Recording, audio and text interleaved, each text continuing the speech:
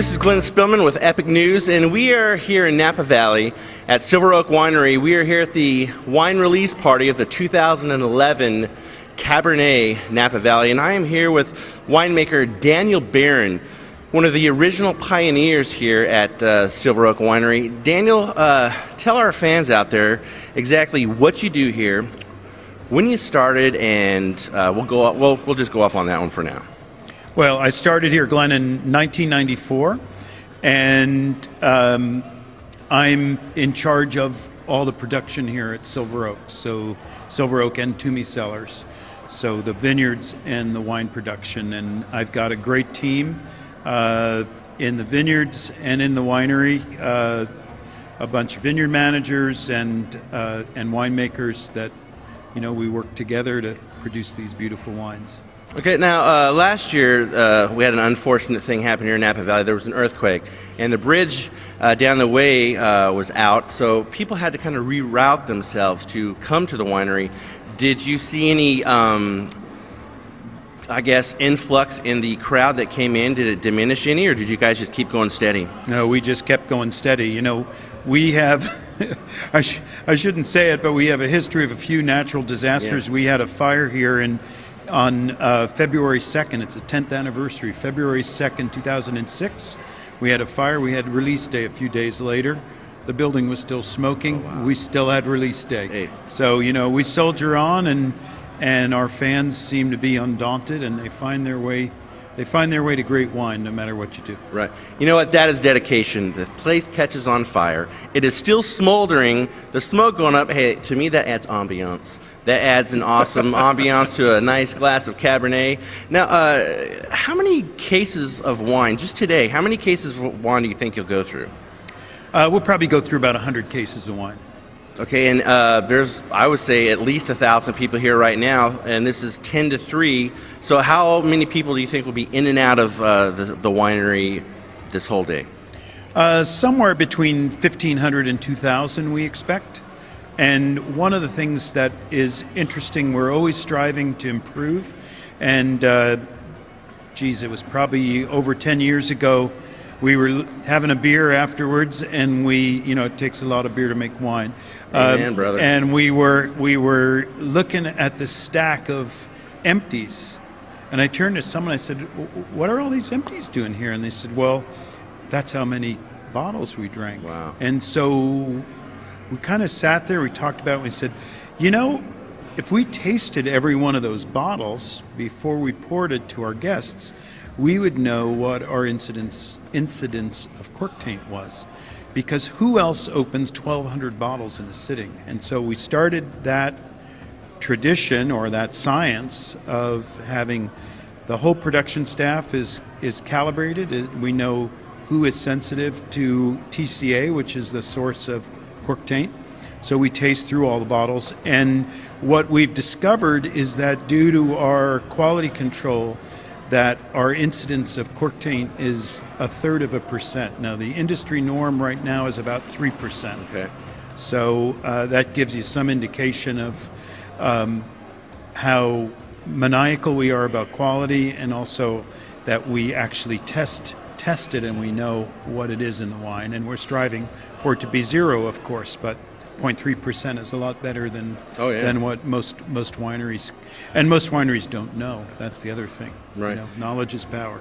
Exactly. You know what? What job do you get to go to that requires you to drink on the job? I mean, how cool is that? Is that in the employee handbook? Hey, drinking on the job is okay. I mean, how cool is that? Yeah, I know. It's great. It's great. It's we in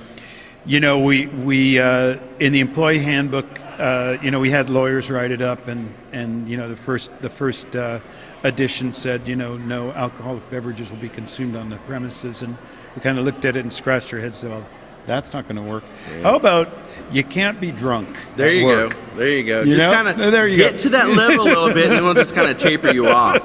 All right, now I asked this question of a lot of winemakers, and what do you say to people out there that are afraid to come to an event like this because they may be like, I don't know anything about wine? What do you say to those people?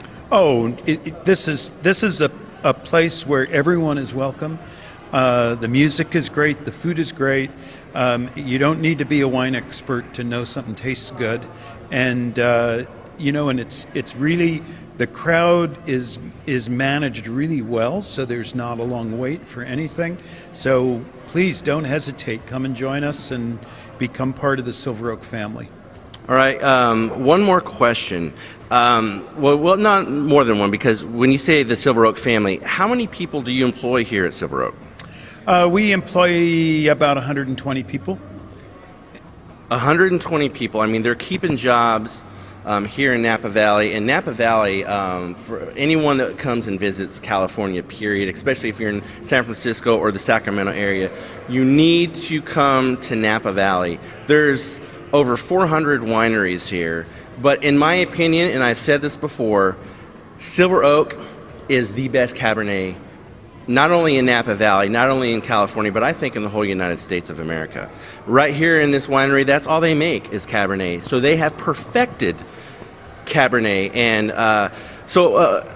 again, what would you recommend people do that are getting into wine, not necessarily coming here, but that are just getting into wine?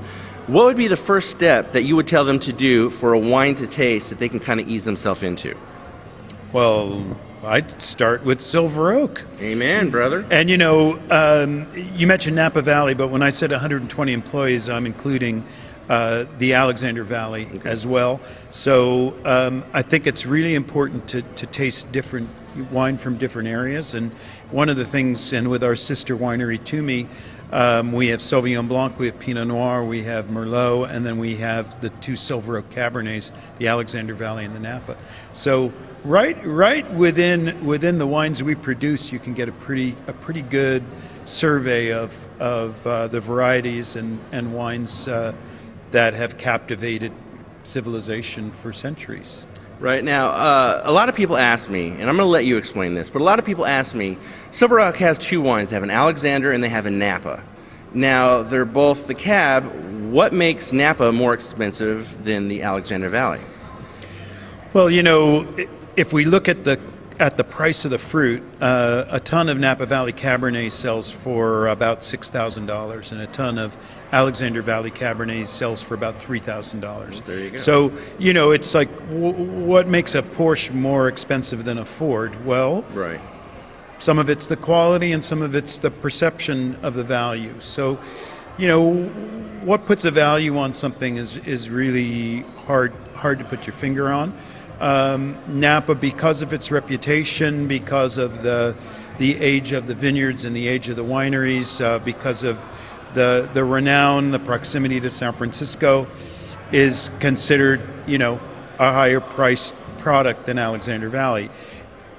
Is it always better? That's beauty's in the eye of the beholder. It's subjective. I just had someone come to the table and said, "I love this Napa you're pouring today. It's the first time I've liked Napa better than Alexander. Wow. I usually like Alexander better." And we hear that. We hear the reverse. I mean, it's personal taste is idiosyncratic, and right. God bless. That's wonderful. Okay, and I know I said last question, but this really is the last question. It reminded me of what Ian Leggett said on the way up here to interview you. He said today has a special theme to it. Could you explain what that theme is and why? Well, I hope I'm saying the same thing Ian was referring to, but the theme for us is American oak. Yes, what is it? And funny you should say that, because we're standing in this cellar filled with American oak barrels made from our cooperage in Missouri that we took sole ownership of. We've been partners for decades, but we took sole ownership last year. We now call it the Oak, and it's a beautiful enterprise in Higbee, Missouri, near Columbia. And we have all the chefs cooking on American oak. Nice. And, it's one of the parts of the signature of Silver Oak is the marriage of American oak and Cabernet Sauvignon. And we think it's why the wine is so popular with the American consumer, because it's a comfort flavor for right. Americans. We really understand and are familiar with the taste of American oak, the vanillin, the slight hint of dill, which marries so beautifully with that wild aspect of Cabernet Sauvignon. These barrels are the wood is air dried. We actually own some of the forest, the white oak forest we source the wood from. So we have total control of how these barrels are made, and you can taste it in the wines. Okay, well, ladies and gentlemen, you heard Daniel Barron say a lot of things in the interview, and he used a lot of wine lingo. Don't be afraid of that. I suggest that you learn about wine the best you can. If you have questions, if you want to know what something is, Google it, check it out. But also, if you're in any proximity of Silver Oak, come check these guys out. They will do tastings, private tastings. They will educate you on anything that you want to know about not only their wine, but how wine is produced, how their wine is made, and anything that you want to know. They're very patient with you. That's one of the reasons why I love these guys. Thank you, Mr. Barron, for the interview. Ladies and gentlemen, this is Glenn Spillman with Epic News, and you can catch this interview on Epic News on our YouTube channel and Epic News online on our magazine. Thank you for tuning in. Thanks.